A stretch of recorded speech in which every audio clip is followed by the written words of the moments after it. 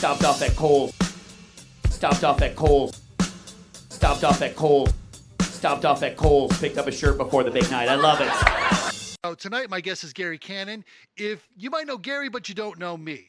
You might know me, but you don't know Gary. So in 2 minutes, you'll know a lot about both of us. Check this out.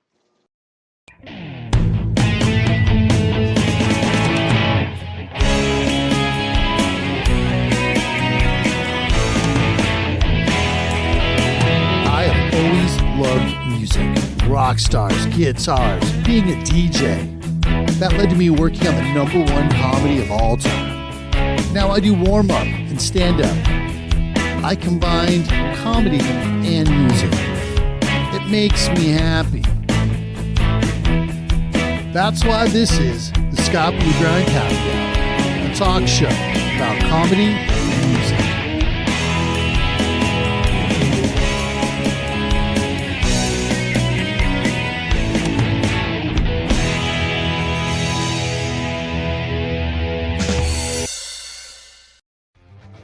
Tonight on Scott BLUGRIND'S Happy Hour, comedian, warm-up, dog lover, and my friend, Mr. Gary Cannon.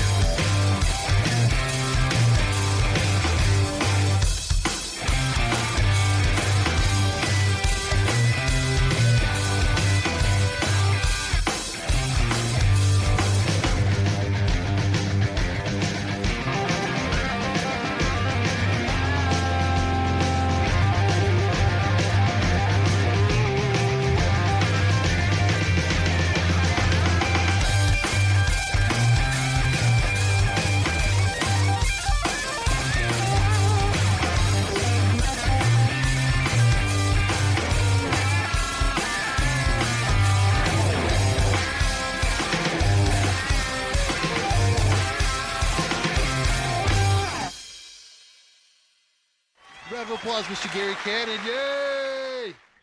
How's it going, man? First episode, Scott. Hey, thank you so much for being my first Of course. guest. So just to get started, one thing I'm going to do, this is a comedy and music talk show. Since you're a comedian, I'm going to ask you your top 5 favorite musical acts of all time. Wow.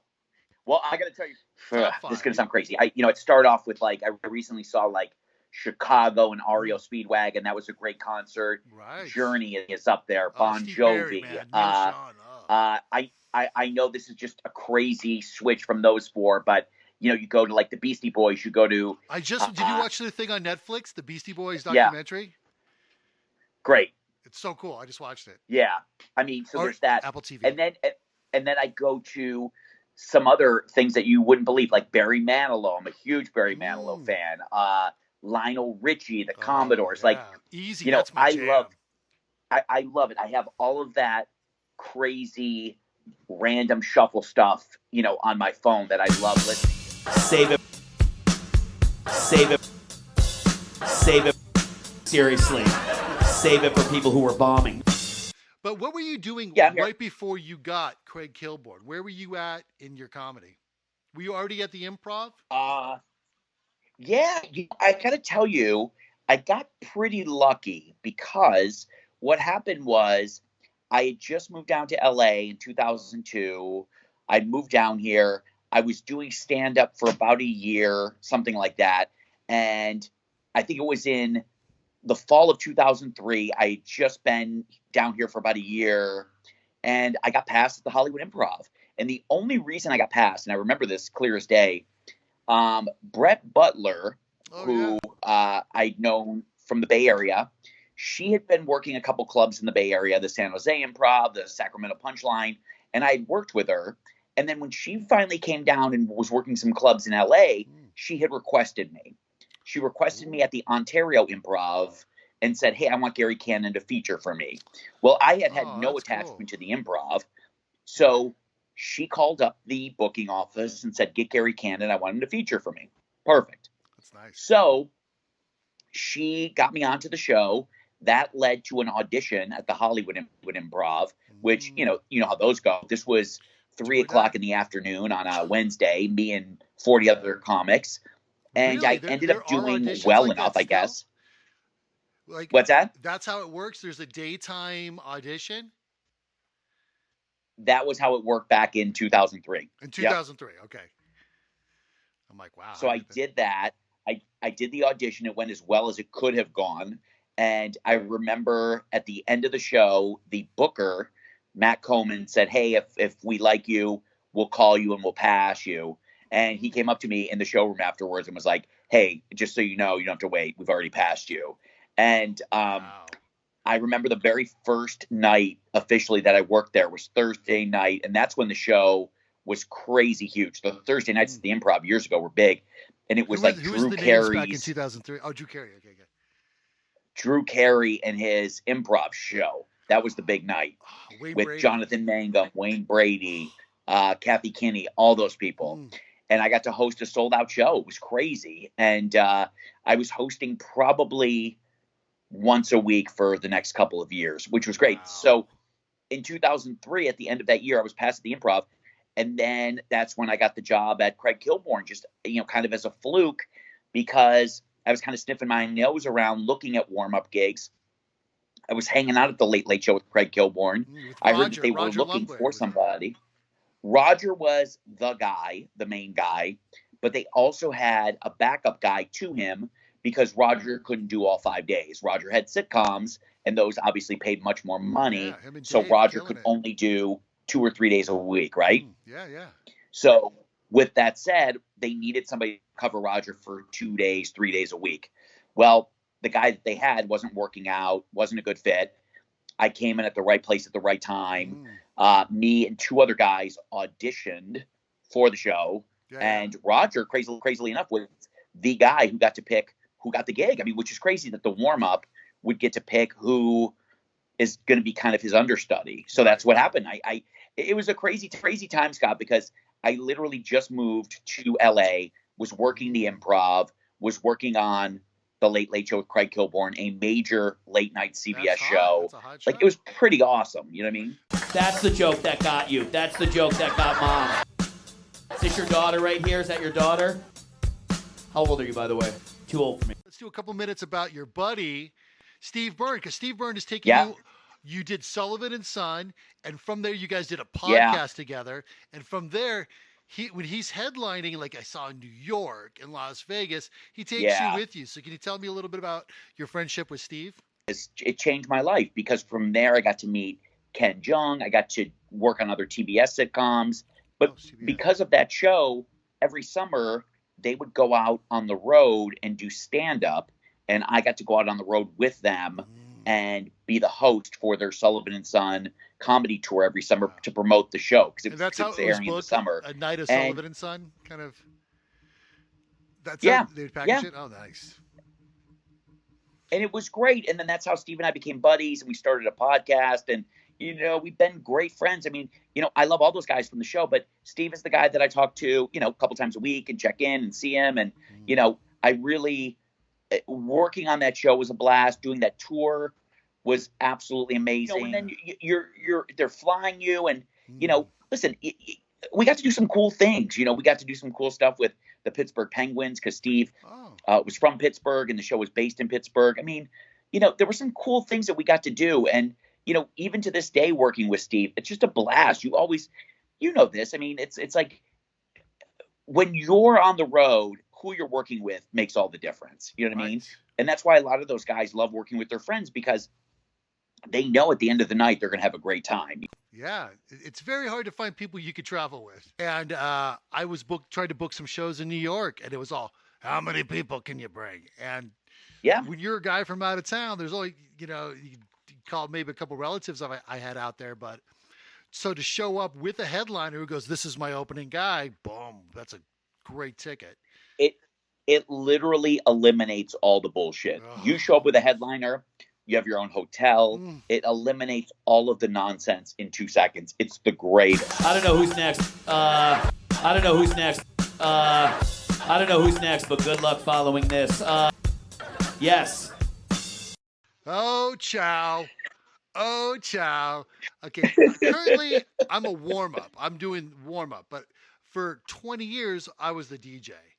and I was working with this warm up, and we got booked to do not the pilot, but the first episode of the season for Dr. Ken. And my son Okay. and I absolutely love the Hangover movies, and Chow Yep. killed us. So I was just like, I'm working with Chow. I'm working with Chow. So I went and bought this T-shirt, found it in fat guy size. We do the show. I knew that Ken had picked "Can't Stop" by the Chili Peppers as the song, right? To come out for curtain call and cast intros. So I'm like, okay. Yep. He's like K-Rock. I can see where this guy's coming from, right? I kept getting Ken's dancing with the kid. He's dancing with the office staff, and then the warm up guy. I don't know who's next. But then Gary and Tyler Miles, I believe, took Yes. over. I remember this clear as day. I remember you guys were taping on a Tuesday. It was a Tuesday night show.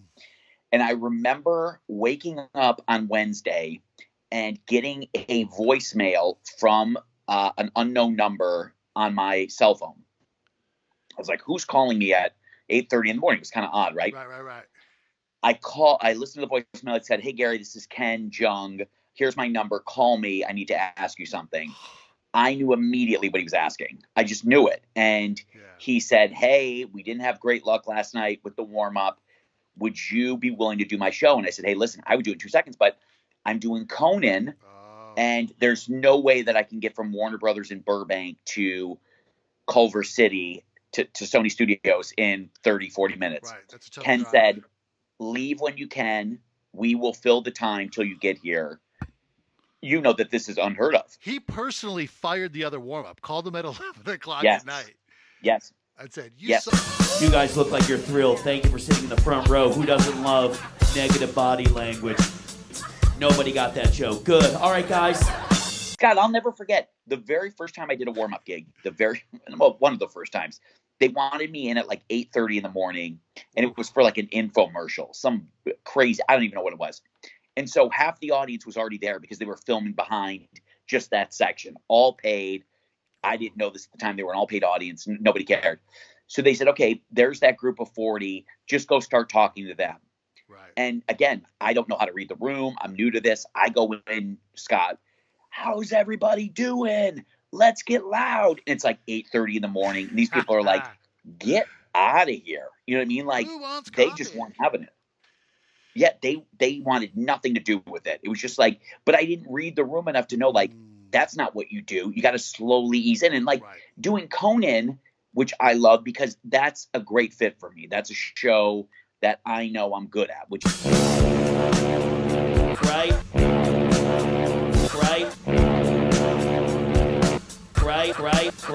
Yes.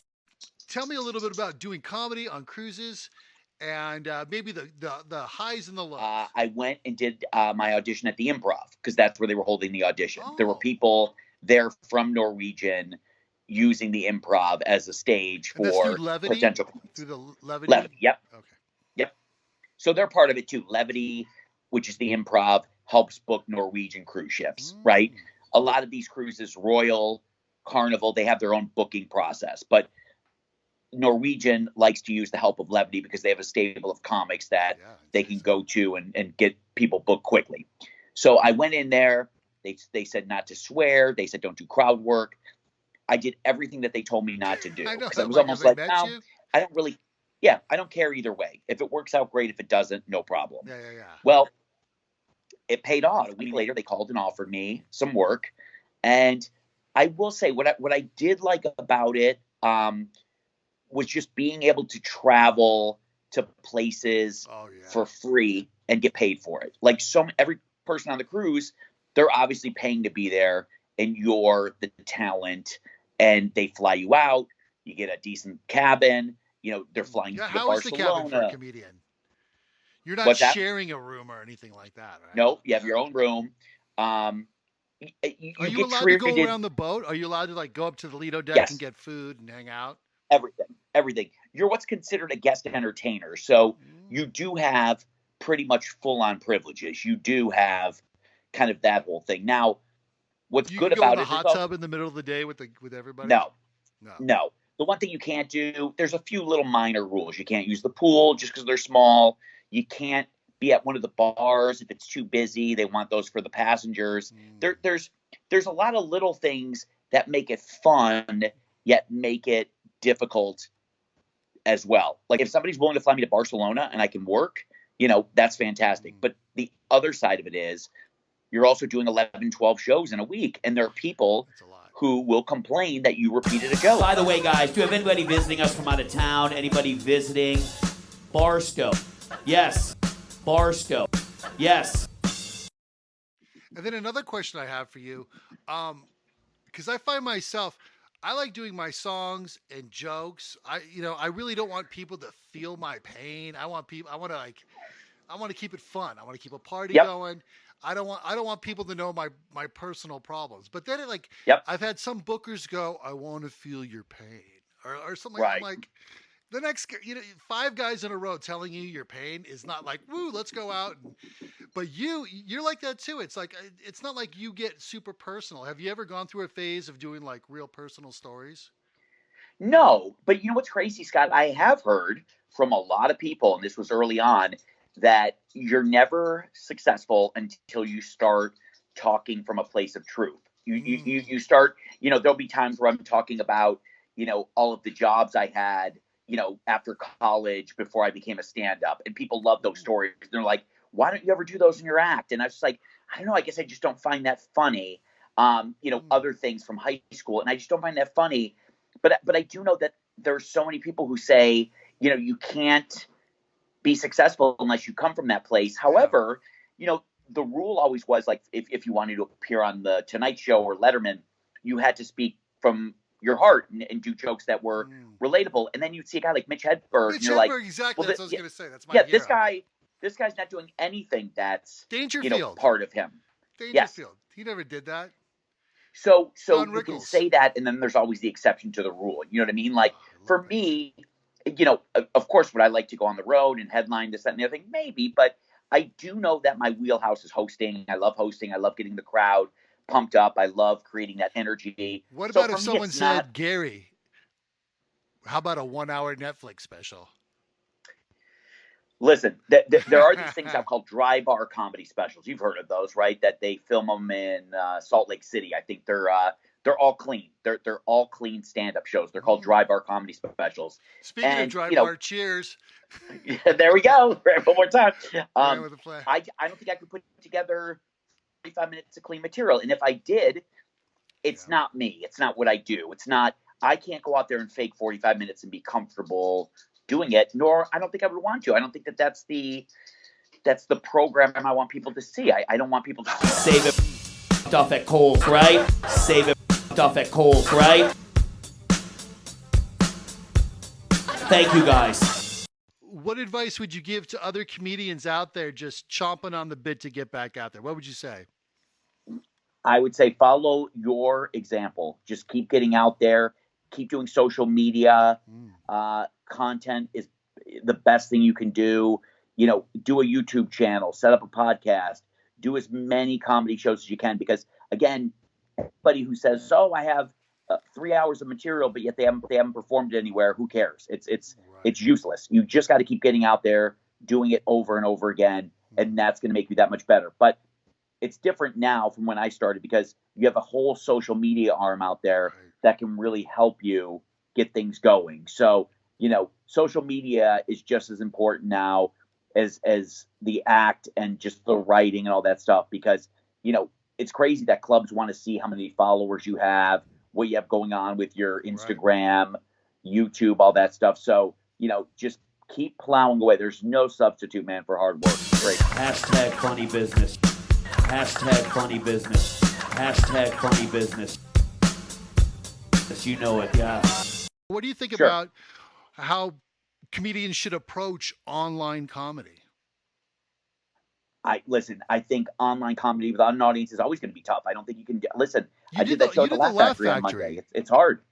You did the Laugh Factory, no audience last week. Yeah, there's nobody. It's not easy. So I don't know. I don't know if there's I don't know. I don't know because to me, I don't know if something is funny or not until I see an entire group laughing at it too. You know what Right. I'm saying? It's hard. I mean, doing that show was a lot more work than I thought it would be. So Yeah. I don't know where that virtual world stands. I really don't know. Because I've seen a lot of not funny stuff. More not funny than funny. Absolutely. More not funny Yeah. than funny. And from funny people. 100%. From funny Yeah. people. So I guess we're all just trying to figure out how to do it. And we want to stay busy. And We want to stay busy. So, you know, doing what you're doing, putting together a podcast, trying to create new videos, doing whatever you can to stay busy. Because listen, this pandemic will be over with soon, and then you'll be wondering why you didn't do more. You know, why Right. you didn't put together a website, why you didn't do more videos, why didn't you, you know, this, that, or the other thing. Now's the time. I mean, we have the time to do it. The President of the United States has the authority to do what the President has the authority to do, which is very powerful. I'm not a doctor.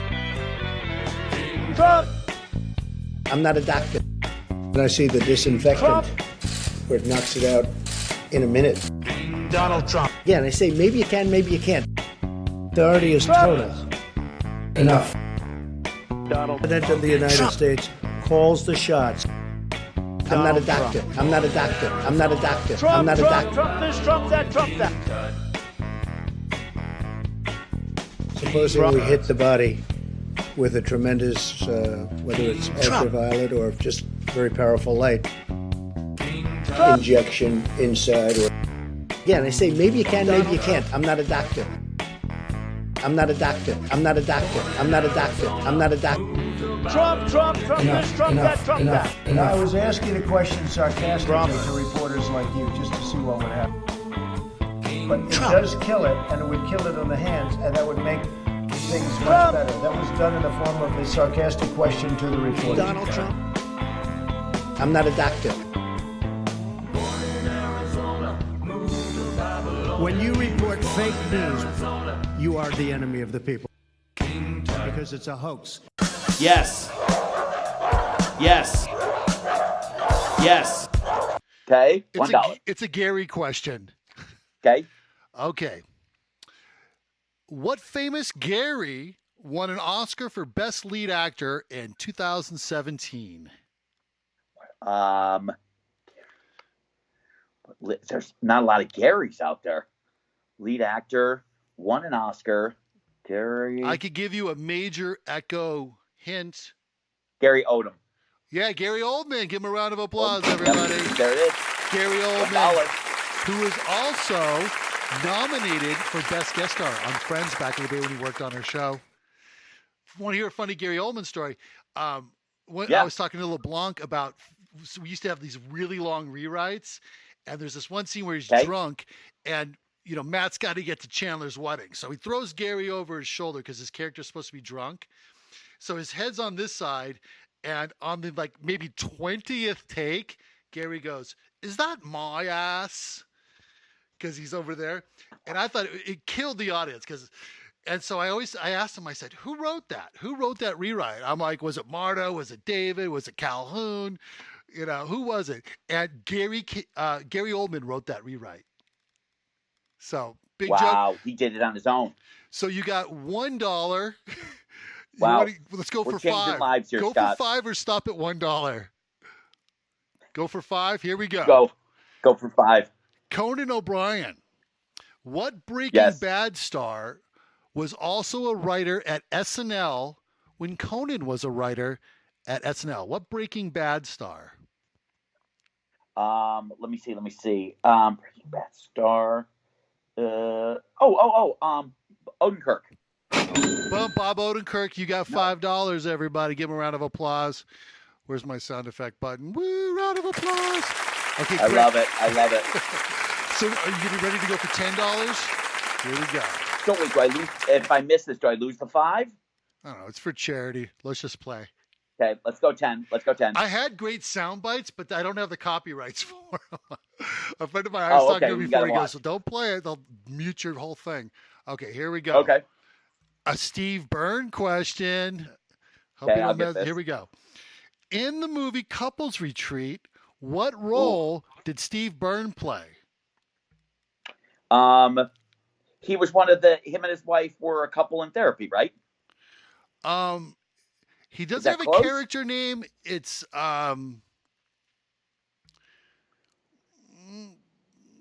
you want to echo hint? Yeah.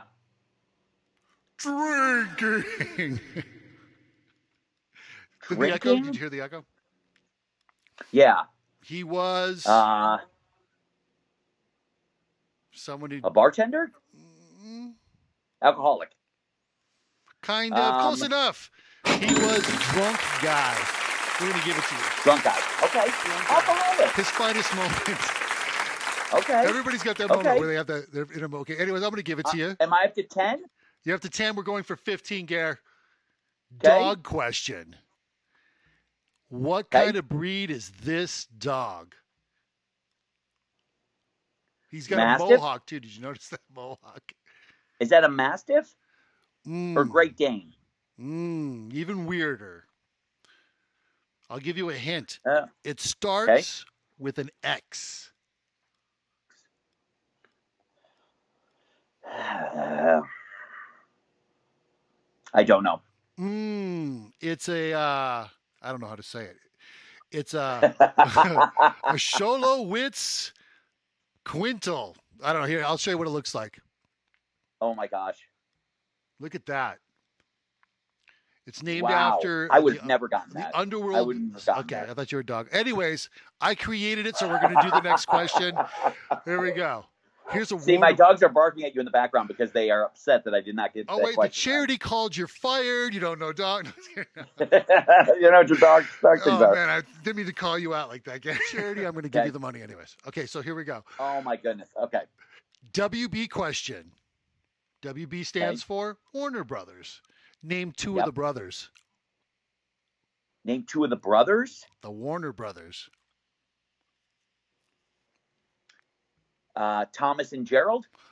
Oh, you want a hint? I'll give you one. What am I drinking? Drinking. What was I drinking? Gin? No, what kind of alcohol was I drinking? Vodka? Something goes good with Coke. They would say it's a blank in Coke. Jack. That's one of them. Good job. Jack. And the next one, you might describe someone, a hippie girl's legs as Harry. Harry. Jack and Harry? Yeah, Jack and Harry. It's actually Jack, Albert, Sam, and Harry. Here, I'll show you. Here okay, I'll take it. Boom! I made the graphic. There we go. How much was that question worth? How much do you love the Warner Brothers lot? I absolutely love the Warner Brothers lot. It's one of my favorite lots to work on. It's pretty badass. You've always been a solid friend to me. You've treated me the same all the way, which is in this business, that's golden, brother. And I really absolutely, I agree. Well, I mean, listen, thank you for having me on the very first show. We're going to work together again once this clears up. And I'm excited to see this podcast moving forward. I appreciate you having me. You did a lot of work. Oh, I did. It was a blast. It was just a labor of love. And so everybody who's watching out there, thank you for watching. Watch my end credits. Gary, I love you, brother. And I'm going to throw the end credits at you. Congratulations. Thanks, cheers, brother. bud. Come back next week. I got Sean McNabb. Then the next week I got my boy Freddie Herrera. Then I got Jerry Corley, and then Matt Cook from Man with a Plan. My name is Scott BlueGrind. If you're watching on YouTube, hit subscribe. If you're watching on Facebook, make sure you're liking it. All right, thank you guys.